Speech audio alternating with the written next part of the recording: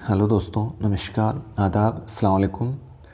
मंजिल academy YouTube channel पे एक बार फिर से आप सभी का स्वागत है, वेलकम है, खैर मक़दम करता हूँ आप सभी का।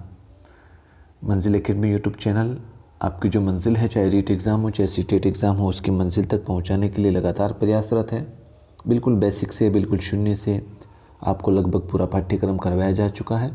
अगर आप चैनल पर नए हैं तो अपना सिलेबस अपने पास में रखें और चैनल पर प्लेलिस्ट बनी हुई है, उस पर अपना कंटेंट देख सकते हैं, आराम से पढ़ सकते हैं। बिना देर किए दोस्तों आपको बता दूं, अभी जो हमारी वीडियो लेक्चर सीरीज़ चल रही है वो माध्यमिक शिक्षा बोर्ड की जो किताबें हैं कक्षा 6, 7, 8, 9, 10 इसके बहुत डिटेल में हम वीडियो लेक्चर पढ़ रहे हैं। और कक्षा 6, 7, 8 इन तीनों बुक्स को हमने बहुत ही अच्छे से डिटेल में हमने पढ़ लिया है, जिसमें ना केवल हमने जो इन बुक्स के अंदर थ्योरी का पार्ट्स था इसको पढ़ा है, बल्कि हमने जो स्पेशली रीट हो चाहे सीटेट हो उसमें जो ग्रामेटिकल पोर्शन है उसको भी हमने बहुत अच्छे से डिटेल में पढ़ा है। अब दोस्तों हमने शुरू की है कक्षा 9।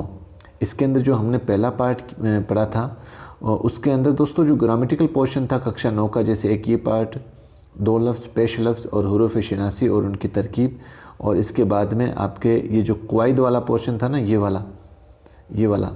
ये कवायद वाला पोर्शन भी हमने पहले पार्ट में पढ़ लिया। यानी कि कक्षा 9 का जो उर्दू ग्रामर का पोर्शन था वो एक बार हमने पढ़ लिया है।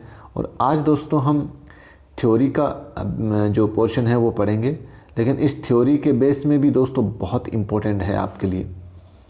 इस थ्योरी के बेस पे एक तो अपन का जो पैराग्राफ है वो यहाँ पे ये चैप्टर है पैराग्राफ, और जो सबक में आए हुए जो मुश्किल अल्फाज माने या इमला की दृष्टि से कोई भी लफ्ज़ हैं वो भी अपन इससे पढ़ सकते हैं, हमारी समझ विकसित हो सकती है। और दूसरा, इन सबक से हमें बहुत कुछ सीखने को मिलता है दोस्तों। अगर आप सच्चाई में इन सबक को पढ़ते हैं तो वास्तव में आप सिर्फ उर्दू को अपनी एज ए जॉब दोस्तों, एज ए जॉब के लिए ना पढ़ें। उर्दू एक ऐसा लैंग्वेज है, एक ऐसा सब्जेक्ट है, अगर आपको इसको अपनी ज़िंदगी में उतारें ना दोस्तों तो ऐसा लगता है कि मतलब इससे धीरे धीरे हमें मोहब्बत होने लग जाएगी। तो शुरू करते हैं बिना देर के आज का लेक्चर। आज का लेक्चर दोस्तों, हमारा लेक्चर का नाम है सूफ़ी हमीदुद्दीन नागौरी साहब हैं, और इनकी बारे में जो ये लेख लिखा है पूरा, ये डॉक्टर शाहिदुल हक चिश्ती साहब हैं, इन्होंने लिखा है। तो शुरू करते हैं इस लेक्चर को। ये इस डॉक्टर शाहिदुल हक साहब चिश्ती साहब हैं जिन्होंने सूफ़ी हमीदुद्दीन नागौरी साहब रहमतुल्लाह ताला अलैह इनके बारे में लिखा है। तो शुरू करते हैं इस पाठ को। बहुत ही बेहतरीन सूफ़ी साहब, नागौर शरीफ में इनका मज़ार शरीफ भी है। कभी मौका मिले तो ज़रूर अपनी ज़िंदगी में एक बार यहाँ पे तशरीफ़ लाकर ज़रूर देखना और फ़ातिहा पढ़ के जाना। तो शुरू करते हैं। हिंदुस्तान में तमाम औलियाए अल्लाह के सुल्तान हज़रत ख्वाजा मोइनुद्दीन चिश्ती गरीब नवाज़ रहमतुल्लाह ताला अलैह हैं। आपकी दरगाह राजस्थान के तारीख़ी शहर अजमेर में है, यानी कि राजस्थान का एक ऐतिहासिक शहर है अजमेर, जिसके अंदर हज़रत ख्वाजा गरीब नवाज़ का मज़ार शरीफ है या दरगाह है इनकी। ठीक है। हमारे सूबे को ये फ़जीलत भी हासिल है कि इसके एक और तारीख़ी शहर नागौर में हुज़ूर गरीब नवाज़ के तीसरे खलीफा हज़रत सूफ़ी हमीदुद्दीन नागौरी का आस्ताना भी है। आस्ताना का माना दोस्तों एक तरीके से दरगाह ही हो गया। ठीक है। तो यानी कि हमारा सूबा जो राजस्थान है इसके अंदर बहुत बड़ी फ़जीलत है। एक तो ये है कि यहाँ पे हज़रत ख्वाजा गरीब नवाज़ साहब की भी दरगाह है, और दूसरा इसी सूबे के अंदर एक नागौर शहर है, उसके अंदर हज़रत सूफ़ी हमीदुद्दीन नागौरी साहब का भी आस्ताना या मज़ार है। आप दिल्ली में 571 हिजरी में पैदा हुए। आपकी पैदाइश की तारीख़ में इख्तिलाफ़ है, यानी कि एग्जैक्ट 571 इनकी पैदाइश की डेट है या नहीं है, इसमें थोड़ा विवाद है। पैदाइश के वक्त वालिद ने आपका नाम हमीदुद्दीन मोहम्मद सूफ़ी रखा। पैदाइश के वक्त इनका नाम क्या था? हमीदुद्दीन मोहम्मद सूफ़ी रखा। वालिद का नाम अहमद सूफ़ी था, जो ख़ुद भी एक बड़े आलिम और कामिल सूफ़ी थे, बहुत ही बड़े आलिम और कामिल सूफ़ी थे। आपके वालिदा भी अपने ज़माने की बेहद मुत्तकी और इबादत गुज़ार औरत थी, यानी कि बहुत ही परहेज़गार नेक औरत थी। हज़रत हमीदुद्दीन सूफ़ी उर्फ़ आम में सूफ़ी साहब के नाम से भी मशहूर हुए। इनका एक जो सूफ़ी लफ्ज़ جو ایک مطلب لقب بول سکتے ہیں اپنے اس کو، صوفی صاحب کے نام سے مشہور ہوئے۔ آپ کا لقب سلطان التارکین، یہ دوستوں بہت امپورٹنٹ ہے، سلطان التارکین، 1 نمبر کا سوال بن سکتا ہے آپ کے یہاں سے۔ سلطان التارکین یہ لقب خواجہ غریب نواز رحمۃ اللہ تعالیٰ نے ان کو دیا تھا، یہ آپ کا لقب ہے۔ اور لقب دوستوں آپ کو بتا دوں، آپ نے اسم جامد کی 2 قسمیں پڑھی ہوگی، اسم جامد کی ایک تو اسم معرفہ اور ایک اسم نکرہ۔ تو اسم معرفہ کی قسمیں ہوتی ہیں نا دوستوں آپ کے، جس کے اندر آپ نے اسم معرفہ کے اندر پڑھا ہوگا، اسم لقب ہے، اسم عرف ہے، اسم کنیت ہے، اسم تخلق ہے، اسم تخلص ہے، اسم خطاب ہے، یہ آپ نے اسم معرفہ کی قسمیں پڑھی ہوگی۔ تو اس میں ایک نام دوستوں آپ کے اسم لقب بھی آتا ہے، اور اسم لقب یعنی کہ اس میں کسی خصوصیت کی وجہ سے یہ لقب دیا جاتا ہے، ٹھیک ہے۔ جیسے خواجہ غریب نواز کو غریب نواز ایک ان کی خصوصیت کی وجہ سے ایک لقب دیا گیا، اسی طریقے سے ان کو جو یہ لقب ہے سلطان التارکین، یہ خواجہ غریب نواز رحمۃ اللہ تعالیٰ نے دیا تھا۔ آگے بڑھتے ہیں۔ یہ لقب آپ کو خواجہ غریب نواز نے عطا فرمایا تھا۔ آپ بے حد حسین اور خوبصورت تھے، بے حد حسین اور خوبصورت ہیں۔ آپ ایک مرتبہ اجمیر شریف تشریف لے گئے تو خواجہ غریب نواز کے سامنے سے گزر ہوا۔ خواجہ صاحب نے انہیں دیکھ کر فرمایا کہ کس قدر حسین و جمیل شخص ہے۔ حسین و جمیل دوستوں یہ مترادف لفظ ہیں دوستوں، اور جب آپ کو حسین کا متضاد دے گا نا ایگزام میں، متضاد، حسین کا متضاد، تو اس میں ایک آپشن آپ کے جمیل بھی دیا ہوگا۔ کیا دیا ہوگا؟ جمیل بھی دیا ہوگا۔ اور ہمارے منہ پہ کیا ہے کہ حسین و جمیل یہ لفظ چڑھا ہوا ہے، تو ہم سیدھا کیا کرتے ہیں، غلطی کرتے ہیں سوال آتے ہوئے بھی، اور حسین کے سیدھے ہی آپشن پہ ہم متضاد بھول جاتے ہیں، حسین کے ساتھ جمیل لفظ ہے وہ اس پہ رائٹ ٹک کر دیتے ہیں، اور جب کہ اس نے ایگزامینر نے پوچھا کیا ہے، متضاد پوچھا ہے۔ تو اس کو دھیان رکھنا دوستوں، یہ چھوٹی سی غلطیاں ہیں۔ حسین و جمیل شخص ہے جس پر دنیا فریفتہ ہے، ٹھیک ہے۔ فریفتہ کا مطلب عاشق ہیں یا فدا ہیں۔ اگر میرا مرید ہو جائے تو اللہ بھی اس کا شیدا ہو جائے، یعنی کہ اللہ بھی ان کے اوپر عاشق ہو جائے۔ ادھر صوفی صاحب کا دل بھی خواجہ صاحب کی جانب مائل ہوا اور حاضر ہو کر خواجہ صاحب سے اپنا مرید کرنے کی درخواست کی۔ خواجہ صاحب نے درخواست قبول کرتے ہوئے صوفی صاحب کو اپنا مرید بنا لیا اور خلافت عطا کی، ٹھیک ہے۔ خواجہ صاحب نے اب صوفی صاحب کا دل دنیا سے اچٹ گیا، مطلب ان کا جو دنیا داری سے جو وہ موہ بھٹک گیا، اور آپ کے پاس جو کچھ تھا وہ غریبوں اور فقیروں میں تقسیم کر دیا۔ صرف 10 جریب زمین موضوع سوالی میں رکھی تاکہ بال بچوں کی کفالت ہو سکے۔ آپ اس زمین پر کھیتی کرتے تھے اور تا عمر اسی پر اپنی عمر جو ہے وہ بسر کی۔ یعنی کہ دوستوں جب صوفی صاحب نے حضرت خواجہ غریب نواز کے مرید بن گئے تو ان کی جو دنیا داری میں موہ مایا میں ان کا جو من تھا وہ اچٹ گیا، مطلب وہ مطلب ایک طریقے سے منہ بھنگ ہو گیا ان کا دنیا داری سے۔ تو ان کے پاس جتنی بھی راشی تھی، رقم تھی، دولت تھی، وہ غریبوں میں تقسیم کر دی۔ صرف 10 جریب زمین، یعنی کہ یہ ایک زمین کی کاؤنٹنگ ہے، صرف اس کو اپنے خود کی گزارے کے لیے بچا کے رکھ لیا تاکہ بچے جو ہیں وہ اس سے کھیتی کر کے گزارا کر کے اپنا زندگی گزار سکے بس۔ ایک مرتبہ کا واقعہ ہے کہ صوفی صاحب اپنے پیر و مرشد حضرت خواجہ غریب نواز کی خدمت میں حاضر تھے۔ خواجہ صاحب نے کیف و سرور کے عالم میں صوفی صاحب سے فرمایا کہ تمہاری کوئی خواہش ہو تو بتاؤ۔ ایک مطلب اپنے خواجہ صاحب کے دربار میں ایک بار واقعہ یہ شیئر کرتے ہوئے لکھتے ہیں کہ جیسے ہی صوفی صاحب خواجہ صاحب کے دربار میں حاضر ہوئے، خدمت میں حاضر ہوئے، تو خواجہ صاحب نے بڑے ہی مزیدار انداز میں ان سے پوچھتے ہوئے، پوری مستی کے عالم میں ڈوبتے ان سے پوچھا کہ تمہاری کوئی خواہش ہو تو بتاؤ، تو اللہ اسے پورا کرے گا۔ آگے خواجہ صاحب لکھتے ہیں آپ جو خواہش ہے آپ کی وہ بتاؤ، اللہ اس کو پوری کرے گا۔ تمام موجود حاضرین اس وقت حیران رہ گئے، جو بھی اس دربار میں موجود تھے وہ اس وقت حیران رہ گئے جب صوفی صاحب نے جواب دیا کہ حضور یہ بندہ تو اللہ کی رضا میں ہی راضی ہے۔ کیا بات ہے یار، بہت خوبصورت بات بولی انہوں نے کہ حضور یہ بندہ تو اللہ کی رضا میں راضی ہے، یعنی کہ یہ بندہ تو صرف جو خدا جس چیز میں راضی ہے بس اسی میں راضی ہے، اسے اپنے مولا کے سوا کوئی دوسری خواہش نہیں چاہیے۔ خواجہ صاحب بہت خوش ہوئے اور انہیں سلطان التارکین کا لقب دیا۔ سلطان التارکین دوستو، سلطان التارکین۔ اب آپ مجھے اس میں بتاؤ سلطان التارکین اس کے اندر حروف شمسی ہوا ہے یا حروف قمری استعمال ہوا ہے؟ بتاؤ مجھے۔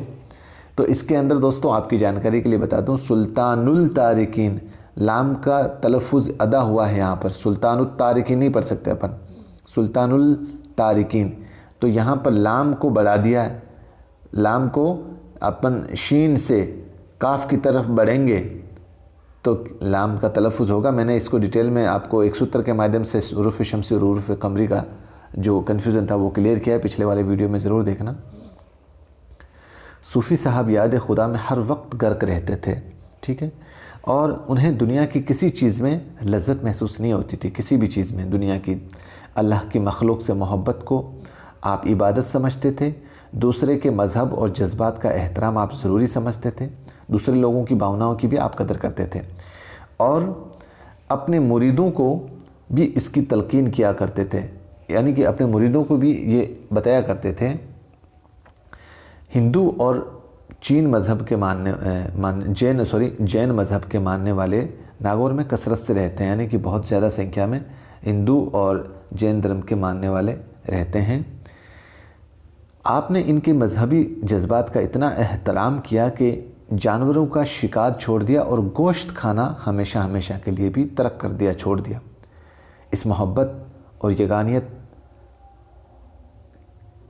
یگانگت کے جذبے سے متاثر ہو کر بستی کے تمام لوگ آپ کے گرودیدہ ہو گئے۔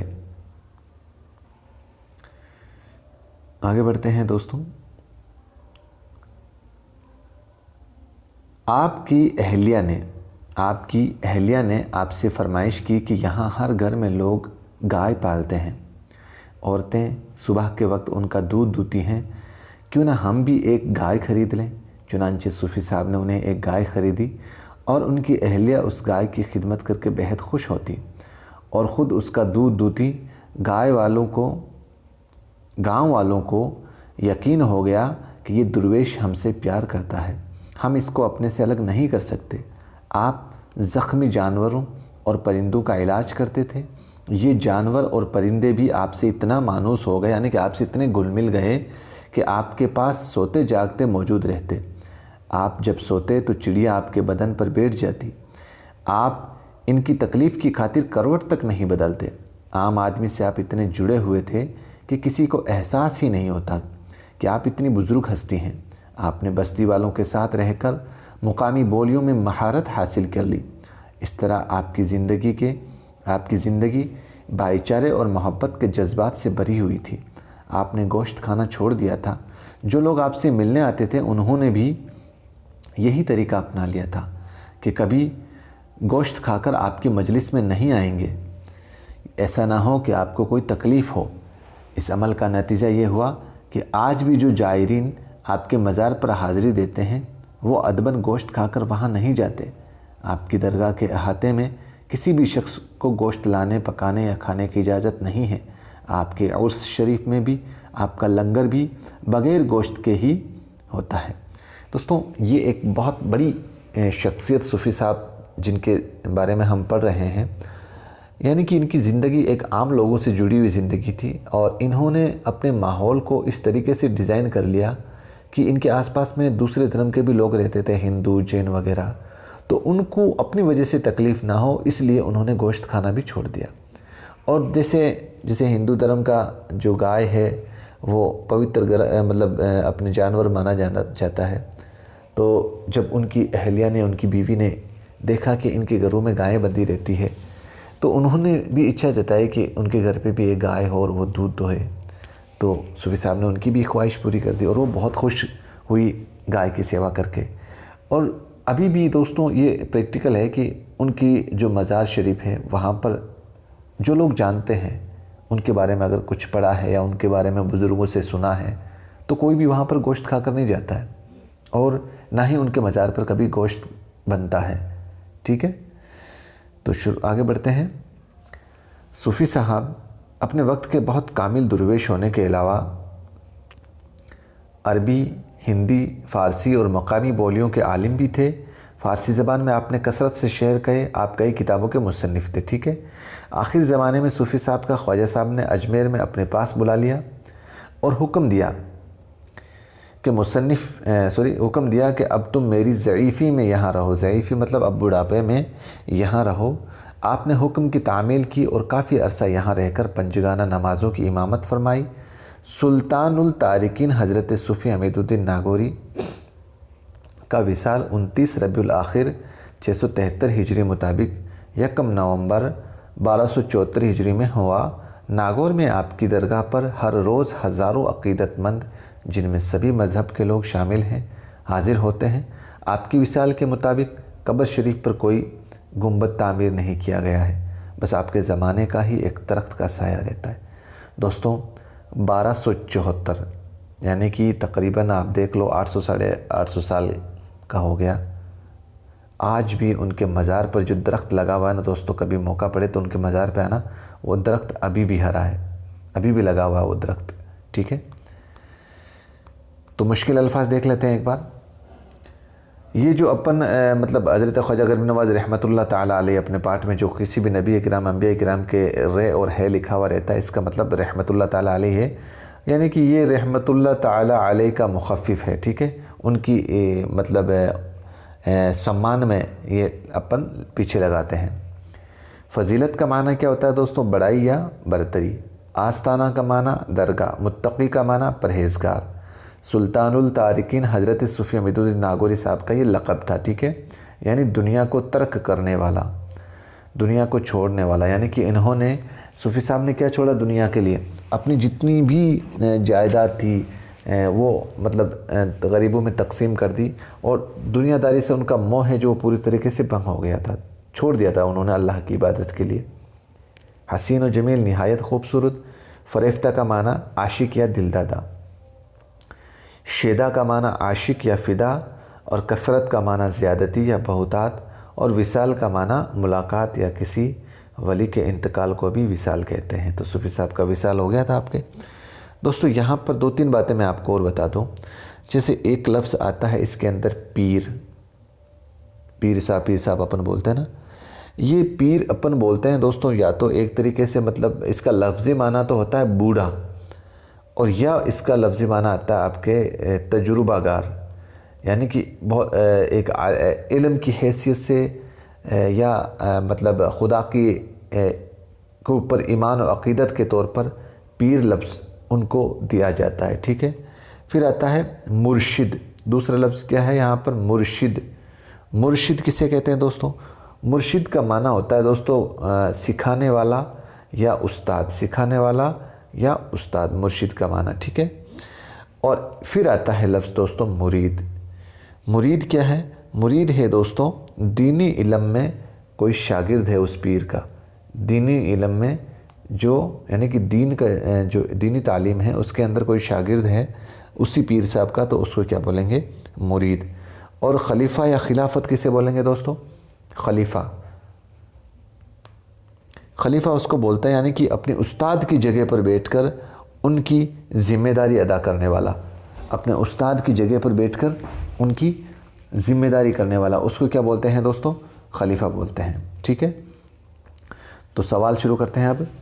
پہلا سوال ہے صوفی حمید الدین ناگوری کی درگاہ واقع ہے، مطلب واقع کا معنی کہاں پر ہے؟ تو اس کا آپشن نمبر الف صحیح ہو جائے گا، ناگور کے اندر ہے۔ کہاں پر ہے؟ ناگور کے اندر ہے۔ دوسرا سوال ہے آپ کے صوفی حمید الدین ناگوری صاحب کے والد صاحب کا نام کیا ہے دوستوں؟ تو والد صاحب کا نام اس آپشن میں آپ کے ہو جائے گا احمد صوفی۔ کیا ہے؟ احمد صوفی، جیم آپشن سے ہی ہو جائے گا، ٹھیک ہے۔ پھر ہے سوال نمبر 3 صوفی حمید الدین ناگوری کا لقب کیا تھا دوستو؟ اس کے اندر آپ کے آپشن نمبر بے ہو جائے گا سلطان التارکین۔ صوفی صاحب کا وصال کب ہوا؟ تو انتقال کب ہوا؟ 1274 کے اندر، ٹھیک ہے۔ صوفی حمید الدین ناگوری کو پیر و مرشد کا نام کیا تھا بھائی؟ پیر و مرشد کے صوفی حمید الدین ناگوری صاحب کے، تو یہ تو سبھی جانتے ہیں دوستوں، حضرت خواجہ غریب نواز معین الدین چشتی رحمۃ اللہ تعالیٰ ان کے پیر مرشد تھے، ٹھیک ہے۔ خواجہ غریب نواز کی درگاہ کہاں واقع ہے؟ خواجہ غریب نواز کی اجمیر، اور صوفی صاحب کی ناگور، ٹھیک ہے۔ صوفی صاحب کب اور کہاں پیدا ہوئے؟ صوفی صاحب آپ کے دہلی میں پیدا ہوئے، اور کب پیدا ہوئے؟ 571 ہجری میں، 571 ہجری میں، اردو میں لکھ دوں آپ کو 571 ہجری میں، ٹھیک ہے۔ خواجہ غریب نواز صوفی صاحب کو صوفی صاحب کو کہاں بلایا تھا خواجہ غریب نواز نے؟ تو اجمیر ہی بلایا تھا. کہاں بلایا تھا؟ اجمیر ہی بلایا تھا. ٹھیک ہے. آگے سوال ہے دوستوں آپ کے، صوفی صاحب جانوروں اور پرندوں سے کیسا سلوک کرتے تھے؟ تو ابھی ہم نے پڑھا تھا جانوروں سے اور پرندوں کا وہ خود ہی علاج کرتے تھے اور ان سے بہت محبت بھی کرتے تھے. اگلا ہے، صوفی صاحب کے عقیدت مندوں میں کن کن مذاہب کے ماننے والے تھے؟ تو صوفی صاحب کے تو ہندو، مسلم، جین سبھی دھرم کے ماننے والے تھے. اگلا سوال ہے، صوفی صاحب کو کن زبانوں کے اندر مہارت حاصل تھی؟ تو ان کو عربی، فارسی کے علاوہ اپنے ہندی جو مقامی بولی تھی، ہندی اور جو آس پاس میں بولے جانے والے زبانیں تھیں اس کا بھی علم تھا. صوفی حمید الدین ناگوری کی وصیت کیا تھی؟ صوفی حمید الدین ناگوری صاحب کی وصیت یہ تھی کہ بھائی میری قبر پر کوئی بھی گنبد نہیں بنایا جائے، اور ان کی قبر پر شروع سے ایک ہی درخت کا سایہ رہتا ہے آج بھی. ابھی ہم نے پڑھا تھا ان کی آخری اچھا یہ تھی کہ بھائی میرے گنبد پر کوئی بڑا سا مزار نہ بنائے، میری مزار جو سادھارن ہے، کیونکہ انہوں نے پوری زندگی بالکل ایک سادھارن انسان کی طرح گزاری تھی. ٹھیک ہے. تفصیلی سوالات، صوفی صاحب کو دیکھ کر خواجہ صاحب نے کیا فرمایا تھا؟ اس واقعے کو تفصیل سے بیان کیجیے. اور دوسرا سوال ہے، صوفی صاحب کو سلطان التارکین کا لقب کس نے اور کیوں عطا فرمایا؟ تو دوستوں یہ پورے ڈیٹیل میں سوال ہیں. نمنداتمک ریٹ کے اندر اتنا بڑا تو نہیں پوچھا جائے گا، بس آپ کو اس کا کانسیپٹ، اس کی تھیوری دماغ میں رہنا چاہیے. تو یہ آپ کے لیکچر نمبر 1 تھا. دوستوں لیکچر ایک ایک کر کے بنائیں گے کیونکہ اس میں بہت ڈیٹیل میں میٹر دے رکھا ہے. چھٹی ساتھی بکس کی طرح نہیں ہے، ایک ایک پارٹ کو ہی ہم پڑھیں گے اور ہر ایک اس کنٹینٹ کو سمجھیں گے. کیسا لگا یہ لیکچر؟ کمنٹ باکس میں اپنا کمنٹ ضرور کریں، اور اگر پسند آئے تو ایک لائک اور شیئر کر دینا. ایک ہی گزارش ہے بس آپ سے.